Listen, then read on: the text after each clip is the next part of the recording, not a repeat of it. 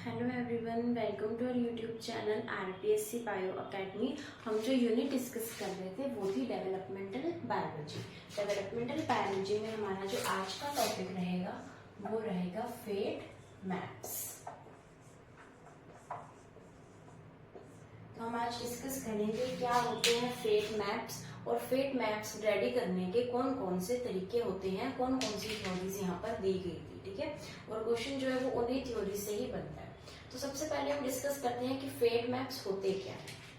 हम पहले भी इस चीज को डिस्कस कर चुके हैं, लेकिन हम बिल्कुल स्टार्टिंग से लेके चलते हैं ताकि हमारा कॉन्सेप्ट बिल्कुल क्लियर है। हमने सबसे पहले क्या बनाया था, मेल एंड फीमेल के मेड के फ्यूजन से बना था जायगोट, जायगोट से बना था मोरूला, मोरूला से बना था ब्लास्टूला और ब्लास्टूला से बना था गैस्ट्रूला। और गैस्ट्रूला से हमारे पास क्या बनी थी, 3 जर्म लेयर्स। और 3 जर्म लेयर्स से क्या बनने हैं, ऑर्गन्स।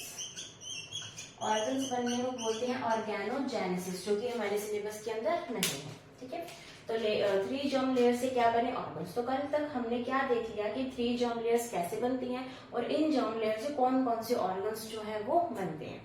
ठीक है, अब हमने आज पढ़ने हैं फेट मैप्स। तो इनके अंदर कहाँ पर आएंगे फेट मैप्स, इनके अंदर आएगा कि जब हम ब्लास्टूला पढ़ते हैं या हम गैस्ट्रूला पढ़ते हैं। गैस्ट्रूला के अंदर 3 जर्म लेयर्स बन जाती है, यानी हम 3 जर्म लेयर्स लेट ब्लास्टूला ना पढ़कर, गैस्ट्रूला ना पढ़कर हम क्या पढ़ते हैं, अर्ली गैस्ट्रूला, अर्ली गैस्ट्रूला।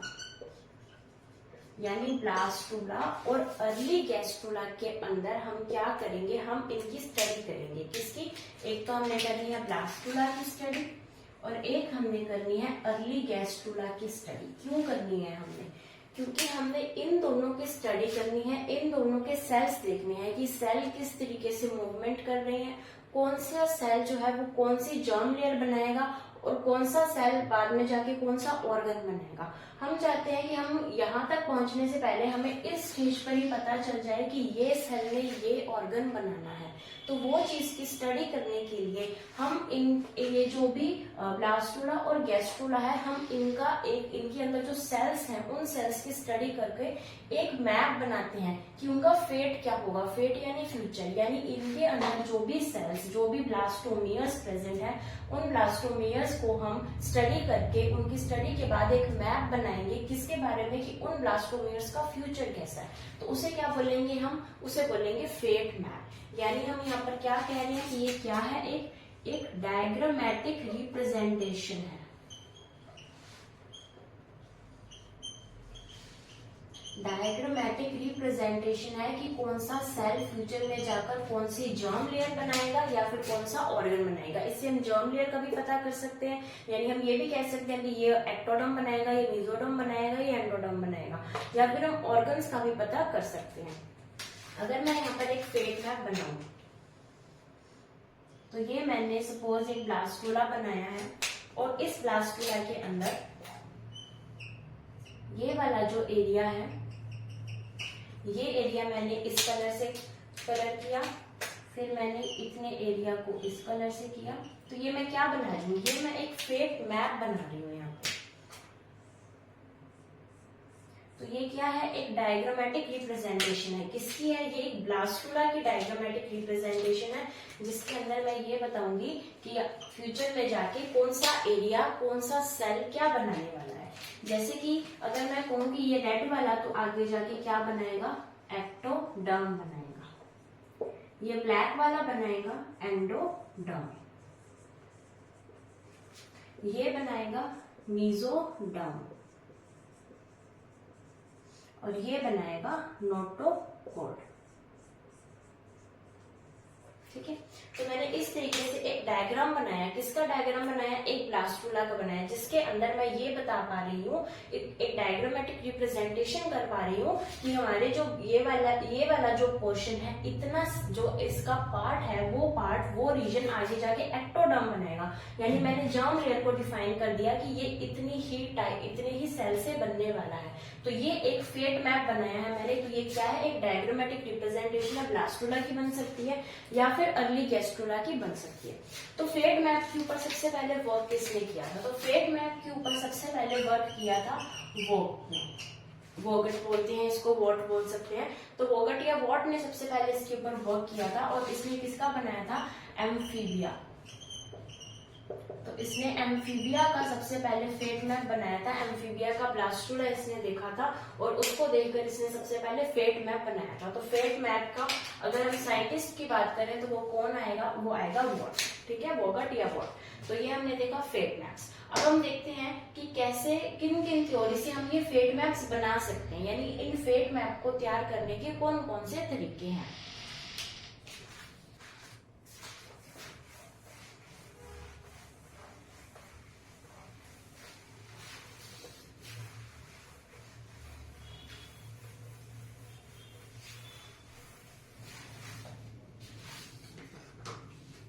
ठीक है, अब इन फेड मैप को तैयार करने के लिए हम डिफरेंट डिफरेंट मेथड्स यूज करेंगे और सबसे पहले हम मेथड यूज करेंगे नेचुरल मार्किंग मेथड।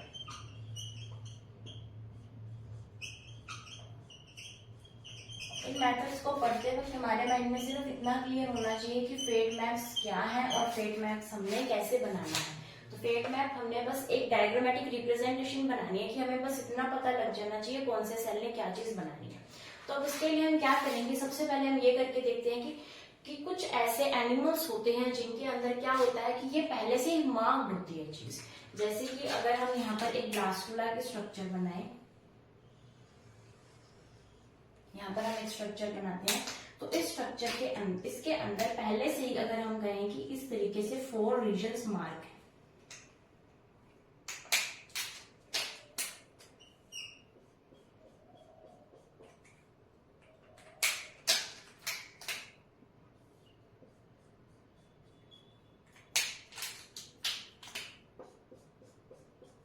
तो इसके अंदर क्या है कि 4 रीजन्स पहले से ही मार्क है, तो इसे क्या बोलेंगे? नेचुरल मार्किंग मेथड, यानी नेचुरली मार्क्ड है यहाँ पर। ठीक है, और इसके बारे में सबसे पहले किसने स्टडी की थी? इसके बारे में सबसे पहले स्टडी की थी एडवर्ड कॉन्क्लिन ने। एडवर्ड कॉन्क्लिन ने सबसे पहले इसके ऊपर स्टडी की थी, नेचुरल मार्किंग मेथड। और इन्होंने स्टडी किसके ऊपर की थी? इन्होंने क्या देखा था? इन्होंने देखा था ट्यूनिकेट्स। ट्यूनिकेट्स के अंदर इन्होंने देखा था स्टाइला को।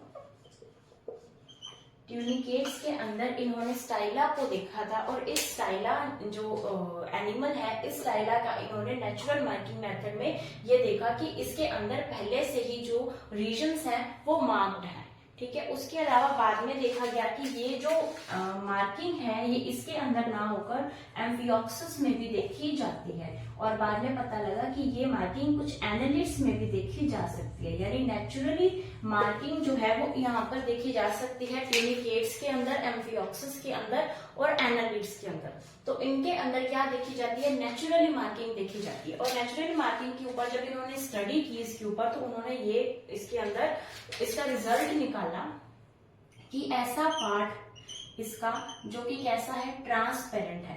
हम कह सकते हैं ट्रांसपेरेंट पार्ट या फिर क्लियर पार्ट। यानी अब इसने क्या पार्ट बनाए हैं? इसने 4 पार्ट्स के अंदर इसको डिवाइड किया था। इसको 4 पार्ट्स के अंदर डिवाइड किया तो उसने कहा कि पहला पार्ट कैसा है? ट्रांसपेरेंट है। पहला पार्ट कैसा है? क्लियर है। तो ये जो ट्रांसपेरेंट और क्लियर है ये क्या बनाएगा? ये आगे जाके एक्टोडर्म बनाएगा। तो ये इसका कंक्लूजन था क्या कि जो ट्रांसपेरेंट या फिर क्लियर पार्ट है इसका वो क्या बनाएगा? एक्टोडर्म बनाएगा। ठीक है, जो इसका येलो पार्ट था, ऐसा पार्ट जो कैसा है? देखने में येलोइश का कलर का लग रहा है, वो क्या बनाएगा? वो मीजोडर्म की फॉर्मेशन करेगा। क्या बनाएगा? मीजोडर्म बनाएगा। ठीक है, जो पार्ट इसका डार्क ग्रे कलर का है वो बनाएगा एंडोडर्म, और जो पार्ट इसका लाइट ग्रे कलर का है वो बनाएगा neural plate and notochord.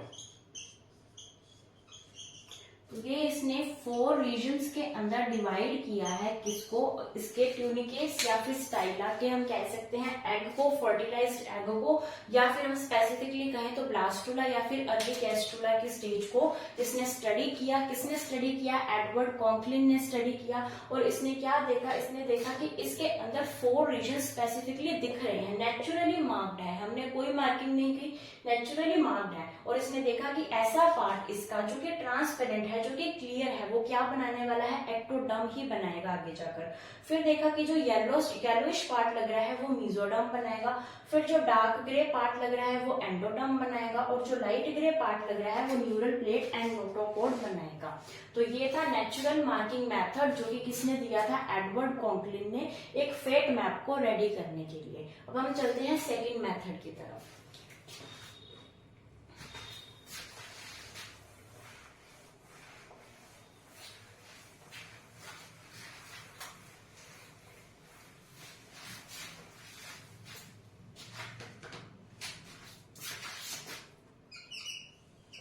Second है आर्टिफिशियल स्टेनिंग, या कह सकते हैं आर्टिफिशियल मार्किंग मेथड।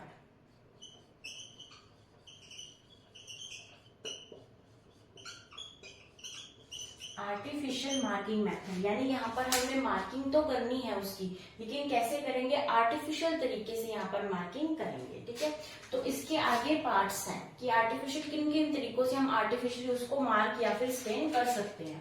तो सबसे पहला आएगा vital stain method. Vital stain method, ये जो मेथड है ये किसने दिया था? ये मेथड दिया था वॉर्ड ने।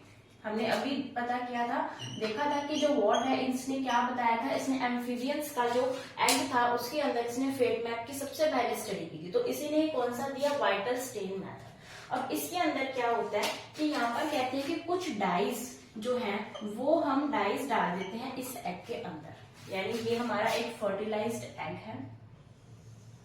तो यहाँ पर क्या किया गया कि यहाँ पर वो कहते हैं कि कुछ डाइज को इसके अंदर डाल दिया जाए, जिससे हमें ये पता लग जाएगा कि वो जो डाई है फ्यूचर में जहां जहां पर वो डाई प्रेजेंट है, इसका मतलब वो वाले पार्ट ने जो ऑर्गन्स बनाए हैं हम उसको पिगमेंट देखकर पता कर सकते हैं कि अगर हमने यहाँ पर मैंने यहाँ पर इसको इतना पिगमेंट कर दिया, एक डाई इन्फ्यूज करके इतना पिगमेंट कर दिया। अब ये जो पार्ट है फ्यूचर में जो भी ऑर्गन्स बनाएगा उनका कलर कैसा हो जाएगा? रेड कलर हो जाएगा। और मुझे पता चल जाएगा कि बनने वाला जो भी ऑर्गन्स है वो इस पार्ट से बने हैं जिसको मैंने मार्क किया है, जहां पर मैंने डाई लगाई थी। तो इसके लिए यहाँ पर बहुत सारी डाइज यूज की जाती हैं, जैसे कि जेनस ब्लू, जैसे कि Bismarck brown, Nile blue sulphate,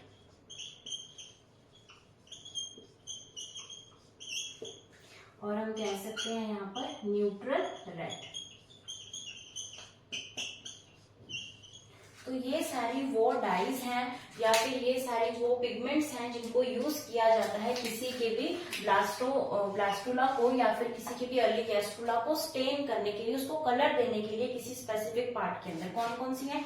genus blue है, बिस्मार्क ब्राउन है, नाइल ब्लू सल्फेट है, न्यूट्रल रेड है। इसके अलावा भी और होती है, लेकिन जो क्वेश्चन आता है वो इसी में से ही आता है। और इसमें जो क्वेश्चन आ चुका है वो ग्रेड सेकंड के अंदर आ चुका है, यानी सेकंड ग्रेड के अंदर यहाँ से क्वेश्चन पूछा जा चुका है। और ये पूछा था कि इनमें से कौन सी ऐसी डाई है जिसको वाइटल स्टेन मेथड में यूज किया जाता है, तो वो डाई वहां पर थी न्यूट्रल रेड। तो न्यूट्रल रेड से यहाँ पर हमें क्वेश्चन देखने को मिल चुका है, ग्रेड सेकंड के अंदर एक क्वेश्चन आ चुका है। अब यहाँ पर क्या किया जाता है? अब यहाँ पर ये किया जाता है कि इनमें से हमने कोई भी डाई ली, सपोज हमने न्यूट्रल रेड डाई ली, इस न्यूट्रल रेड डाई को इस तरीके से एक अगार का पीस लिया जाता है और इस पीस के ऊपर इस न्यूट्रल रेड डाई को डाल दिया जाता है। ये जब न्यूट्रल डाई इसके ऊपर सेट हो जाती है तो इस अगार पीस को कट करके मैंने इसके ऐसे कटिंग कर ली। तो इस अगार के पीस को कट करके जिसके अंदर क्या है, जिसके अंदर ये डाई फिल्ड है, इस तरीके से ये डाई यहाँ पर क्या है, फिल्ड है। इन जो ये जो हमने कटिंग की है, इन कटिंग को हम यहाँ पर डाल देते हैं। जैसे अगर हमने यहाँ पर करनी है तो हम यहाँ पर इसको इस तरीके से डाल देंगे।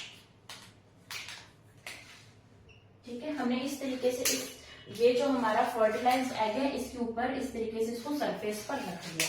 अब क्या होगा कि इसके अंदर ये वाले जो पिगमेंट है वो इसके अंदर चले जाएंगे, इसके साइटोप्लाज्म के अंदर चले जाएंगे।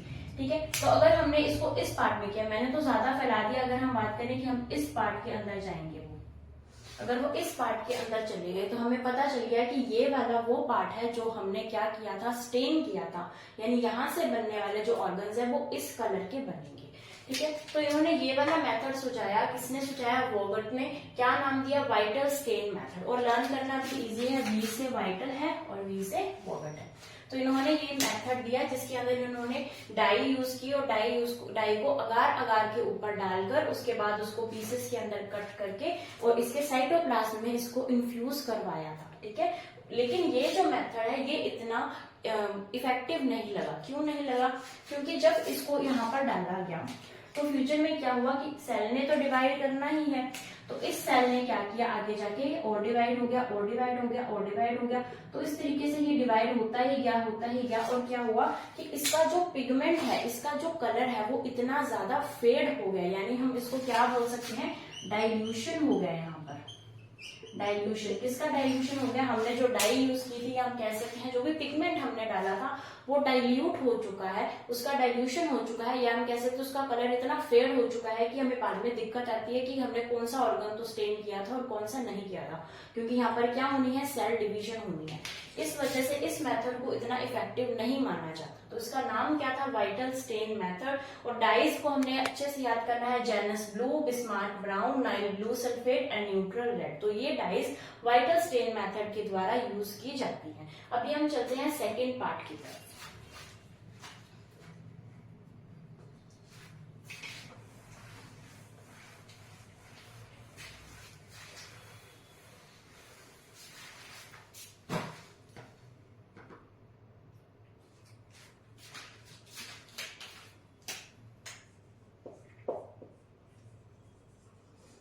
सेकेंड है कार्बन पार्टिकल मेथड।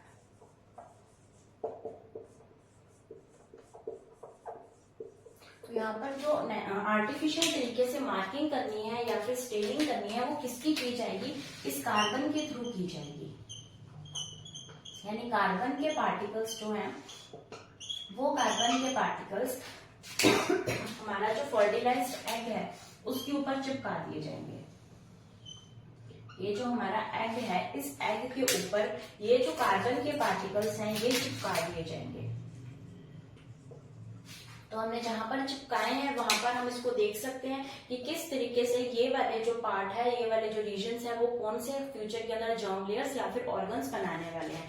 लेकिन इसकी डिसएडवांटेज भी सेम रही, क्या, डाइल्यूशन। जैसे जैसे सेल डिवीजन होती गई वैसे वैसे इसका इफेक्ट दिखना बिल्कुल ही कम हो गया और हम बाद में इसको डिफ्रेंशिएट ही नहीं कर पा रहे थे। ठीक है, तो ये कौन सा मेथड था, कार्बन पार्टिकल मेथड। और ये दिया किसने था, ये दिया था स्प्रैट ने।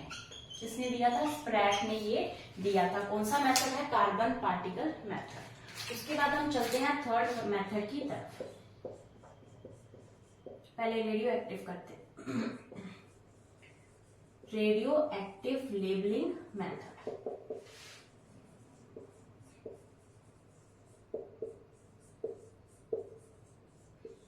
रेडियो एक्टिव लेबलिंग मेथड, तो इसका नाम ही बता रहा है। यहाँ पर हमने क्या लगाना है, यहाँ पर हमने जो इसको देखना है वो कैसे देखेंगे, रेडियो एक्टिव पार्टिकल्स को यूज करके। यानी कुछ रेडियो एक्टिव पार्टिकल्स को इन एग के पास रखा जाता है, इन एग के अंदर इन्फ्यूज करवाया जाता है कुछ रेडियो एक्टिव पार्टिकल्स को, ताकि जब भी हम चाहें हम इसको देख सके कि ये रेडियो एक्टिव पार्टिकल्स जो है वो कहाँ पर है और इसके साथ साथ कौन सी डिवीजन हो पाई है और कौन से ऑर्गन्स बने हैं। तो ये जो रेडियो एक्टिव पार्टिकल है, अगर इसको ट्रेस करना है, अगर इसको फ्यूचर में देखना है तो हमें क्या यूज करना पड़ेगा, ऑटो रेडियोग्राफी। यानी इसको ट्रेस करने के लिए क्या यूज करना पड़ेगा, ऑटो रेडियोग्राफी यूज करनी पड़ेगी। किसके अंदर, रेडियो एक्टिव लेबलिंग मेथड के अंदर। लेकिन ये वाला जो मेथड है ये भी इतना एफिशिएंट नहीं था, इतना अच्छा इफेक्ट इसने नहीं दिखाया। तो अभी तक हमने कौन से पढ़े, हमने पढ़ा कार्बन पार्टिकल मेथड, जिसके अंदर कार्बन के पार्टिकल को चिपकाया जाता है। दिया किसने था, स्प्रैट ने दिया था। कार्बन के पार्टिकल्स को इस तरीके से चिपका दिया गया, लेकिन क्या देखने को मिला, डाइल्यूशन। फिर देखा radio active labelling method, radio active particles को यहाँ पर यूज किया गया और उसको ट्रेस करने के लिए हमें यूज करनी पड़ेगी ऑटो रेडियोग्राफी, लेकिन ये भी इतना ज्यादा इफेक्टिव नहीं रहा। ठीक है, अभी हम चलते हैं इसके नेक्स्ट पार्ट की तरफ।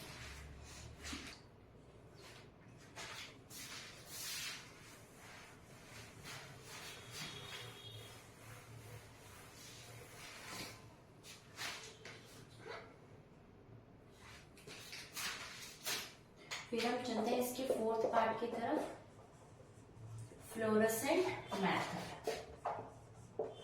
फ्लोरोसेंट मेथड का मतलब है कि यहाँ पर क्या यूज की जाएंगी, फ्लोरोसेंट डाइज या फ्लोरोसेंट कुछ चीजें यूज की जाएंगी, यानी फ्लोरोसेंट डाइज का यहाँ पर यूज किया जाएगा, जो कि क्या है, जो कि यूवी रेज के अंदर चमकेंगी। तो यानी हम इनको कैसे देख सकते हैं, यूवी रेज के अंदर हम इन डाइज को देख सकते हैं।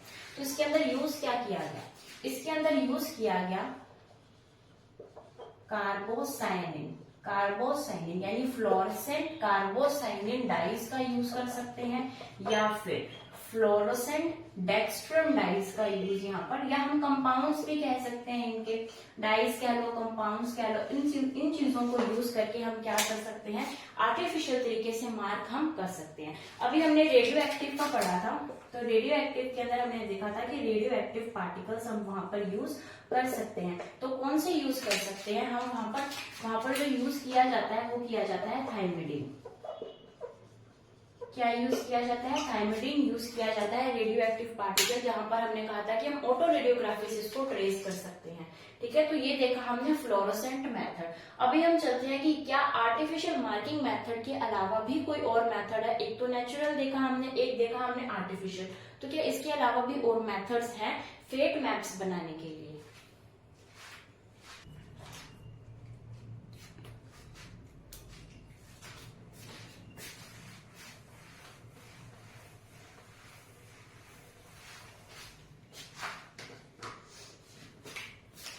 और जो मेथड है उनका नाम है हिस्टोकेमिकल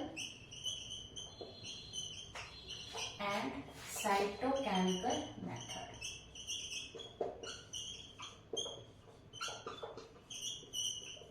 यानी यहाँ पर क्या यूज करने हैं, यहाँ पर हमने करने हैं कुछ केमिकल्स का यूज करना है। क्या यूज करने हैं, कुछ केमिकल्स का यूज करना है। ठीक है, केमिकल्स को यूज करके भी हम स्टेनिंग कर सकते हैं। कैसे कर सकते हैं, जैसे कि हम यूज कर सकते हैं एल्केलाइन फॉस्फेट। तो एल्केलाइन फॉस्फेट है, इसको यूज कर सकते हैं हम फेट मैप को रेडी करने के लिए। मेलानिन को यूज कर सकते हैं हम फेट मैप बनाने के लिए। ग्लाइकोजन को यूज किया जाता है। तो ये सारे वो कह सकते हैं हम केमिकल्स हैं या कंपाउंड्स हैं जिनको यूज किया जाता है फेट मैप्स बनाने के लिए। और कुछ एंजाइम्स का भी यूज किया जाता है, एंजाइम्स को यूज किया जाता है। एंजाइम यूज करने का इसको ट्रेस कैसे करेंगे, अगर हमने कोई एंजाइम यूज किया तो हमें पता है कि एंजाइम की ये एक स्पेशल फीचर होता है कि वो एंजाइम अपने एक स्पेसिफिक सबस्ट्रेट के साथ ही बाइंड होता है। तो उसको बाइंड करने के लिए एक हमारे पास स्पेसिफिक सबस्ट्रेट की जरूरत है। तो इस एंजाइम के लिए स्पेसिफिक सबस्ट्रेट अगर हम प्रोवाइड करवा दे तो हम देख सकते हैं, हम ट्रेस कर सकते हैं कि हमने जो एंजाइम इसके अंदर डाला था उस एंजाइम को डालने के बाद उस रीजन के अंदर कौन कौन से और ऑर्गन्स बने हैं। तो वो चीज देखने के लिए यहाँ पर स्पेसिफिक सबस्ट्रेट को डाला जाता है, देखने के लिए कि कौन सा एंजाइम यहाँ पर एंजाइम को यूज करने के बाद कौन से यहाँ पर ऑर्गन्स बने हैं। और अगर हम एंजाइम की बात करें तो कौन सा एंजाइम ऐसे यूज किया जाता है, तो ये किया जाता है हॉर्स रेडिश पेरोक्सीडेज। तो ये एक ऐसा एंजाइम है जिसको फेट मैप रेडी करने के लिए यूज किया जाता है। केमिकल्स कौन से थे, एल्केलाइन फॉस्फेट, मेलानिन, ग्लाइकोजन, इनको यूज किया जाता है। और अगर हम एंजाइम्स की बात करें तो हॉर्स रेडिश पेरोक्सीडेज एंजाइम को भी यूज किया जाता है फेट मैप बनाने के लिए। तो ये कौन सा मेथड था, हिस्टोकेमिकल एंड साइटोकेमिकल मेथड, यानी केमिकल्स का यूज करके भी हम फेट मैप को रेडी कर सकते हैं। तो क्या इससे भी एडवांस्ड कोई चीज आ चुकी है जिससे हम फेट मैप को रेडी कर सकते हैं, वो हम अभी डिस्कस करते हैं।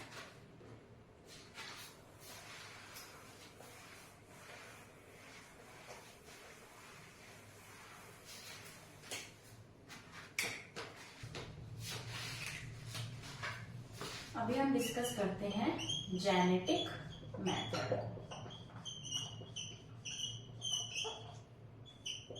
जेनेटिक मेथड को हम यूज करते हैं, यानी यहाँ पर कुछ जीन्स की बात हो रही है और उसमें सबसे पहले हम क्या देखेंगे, formation of chimeric embryo. Formation of chimeric, या फिर इसे बोला जाता है मोज़ेक एम्ब्रियो। काइमेरिक या मोज़ेक एम्ब्रियो का मतलब है जहां पर एक से ज्यादा एम्ब्रियो के टिश्यूज कह सकते हैं, एक से ज्यादा एम्ब्रियो की रीजन्स को फ्यूज किया हो, यानी यहाँ पर एक एम्ब्रियो नहीं है, उस एम्ब्रियो के अंदर कुछ ना कुछ पार्ट जो है वो किसी और एम्ब्रियो का है। तो ऐसा जो फ्यूज करके एम्ब्रियो बनता है उसे काइमेरिक या फिर मोज़ेक एम्ब्रियो का नाम दिया जाता है। इसको समझते हैं हम। इसको समझने के लिए हमें एक एक्सपेरिमेंट देखना पड़ेगा जिसका नाम है चिक-कोएल एक्सपेरिमेंट। चिक-कोएल एक्सपेरिमेंट को हम देखते हैं। तो चिक-कोएल को ही क्यों लिया गया इस एक्सपेरिमेंट के लिए, क्योंकि चिक और कोएल का जो डेवलपमेंट है वो एक जैसा सा होता है, इसलिए इन लोगों को यूज किया गया था। तो यहाँ पर हम बनाएंगे एक एग जो कि होगा कोएल का, और सेकंड एग बनाएंगे जो कि होगा चिक का।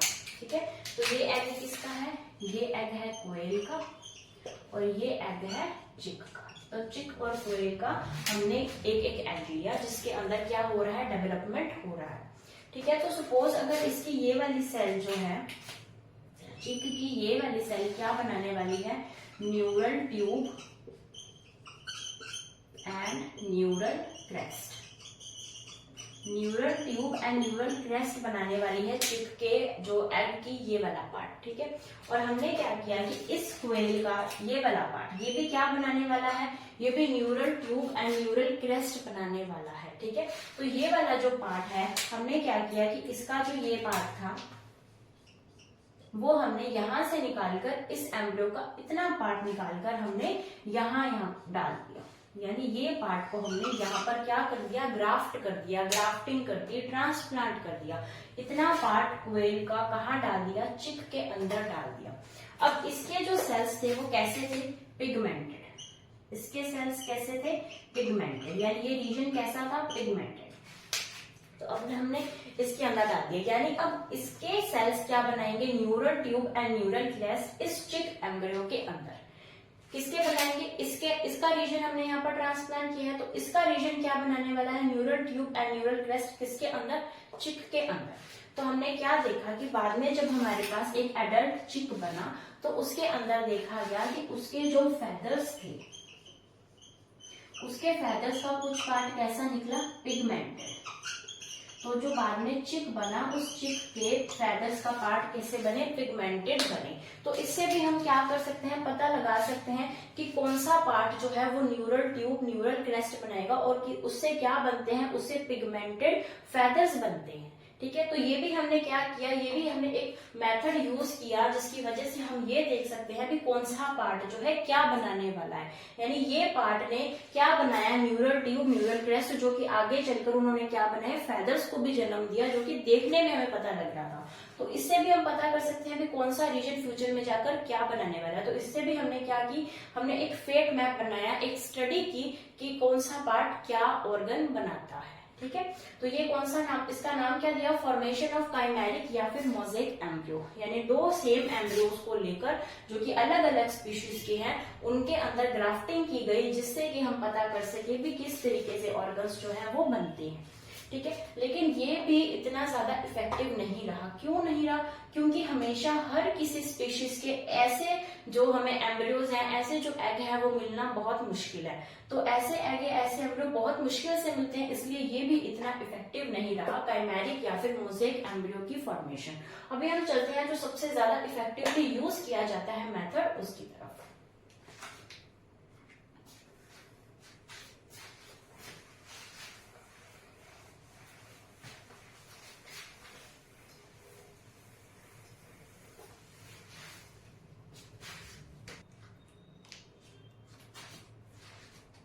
अभी जो नेक्स्ट मेथड है उसको हम क्या कहेंगे, बाय यूज ऑफ आरएनए या फिर रेट्रोवायरस। यानी अब हमने क्या करना है कि जो भी हमारा एग है उसको हमने इन्फेक्ट करना है इस आरएनए या फिर रेट्रोवायरस से, जिससे हमें पता लग जाएगा कि जहां पर इसने इन्फेक्ट किया है वहां पर कौन कौन से ऑर्गन्स बने हैं। तो अब इसको देखने के लिए क्या किया गया कि जो आरएनए है या रेट्रोवायरस है इसमें भी कोई ऐसी चीज होनी चाहिए जिसको हम डिटेक्ट कर सके। तो इस आरएनए या रेट्रोवायरस के अंदर जीएफपी डाला जाता है। जीएफपी क्या है? Green fluorescent protein. तो ग्रीन फ्लोरोसेंट प्रोटीन या फिर जीएफपी किसके अंदर डाला गया? इस आरएनए या फिर रेट्रोवायरस के अंदर डाला गया। और ये कहां से लिया गया था? ये लिया गया है ऑरेलिया, जैसे कि उसका नाम क्या है ऑरेलिया का? जेलीफिश। तो ऑरेलिया या फिर जेलीफिश से ये प्रोटीन जो है वो निकाला गया। और इस प्रोटीन को, क्योंकि ऑरेलिया या जेलीफिश ये भी तो चमकती है ना, तो इस ऑरेलिया या जेलीफिश के अंदर से ये जो फ्लोरोसेंट प्रोटीन है जिसकी वजह से इसके अंदर बायोल्यूमिनेसेंस आती है, तो उस प्रोटीन को निकालकर इसके अंदर डाला गया, आरएनए या फिर रेट्रोवायरस के अंदर। और इसके अंदर जब डाला गया फिर इसको इन्फ्यूज करवाया गया किसके अंदर? एग के अंदर। और एग के अंदर जब इस आरएनए को इधर डाला गया तो फिर इसको फ्यूचर में ट्रेस कैसे किया गया? फ्यूचर में ट्रेस करने के लिए यहाँ पर यूज की गई यूवी लाइट्स। तो यूवी लाइट को यूज किया गया, यानी जहां पर भी यूवी लाइट पड़ेगी, अगर कोई भी उसका पार्ट जो है, जो ये एग का पार्ट है या फिर ये जो एम्ब्रियो का पार्ट है, अगर वो एम्ब्रियो का पार्ट यहाँ पर चमकने लग गया, इतना पार्ट चमकने लग गया, तो हम ये कह सकते हैं कि यहाँ पर हमने क्या डाला था? जीएफपी डाला था। यहाँ पर किसने इन्फेक्ट किया था? आरएनए या फिर रेट्रोवायरस ने इन्फेक्ट किया था।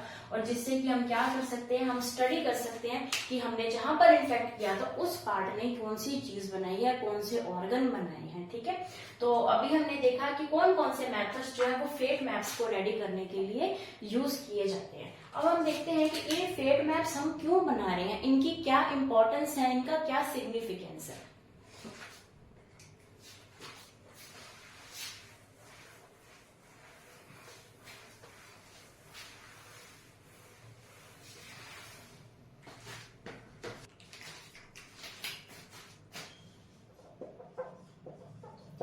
Significance of fate maps. क्या सिग्निफिकेंस है इन फेट मैप्स की?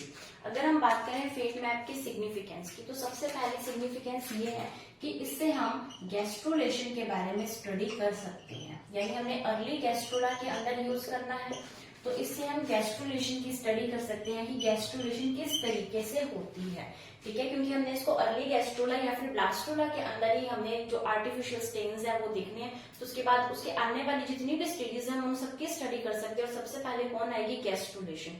तो हम उसकी स्टडी करेंगे। यहाँ पर हमने अभी जो हमारे सिलेबस में थी गैस्ट्रुला मॉर्फोजेनेटिक मूवमेंट्स, हम उनकी स्टडी भी कर सकते हैं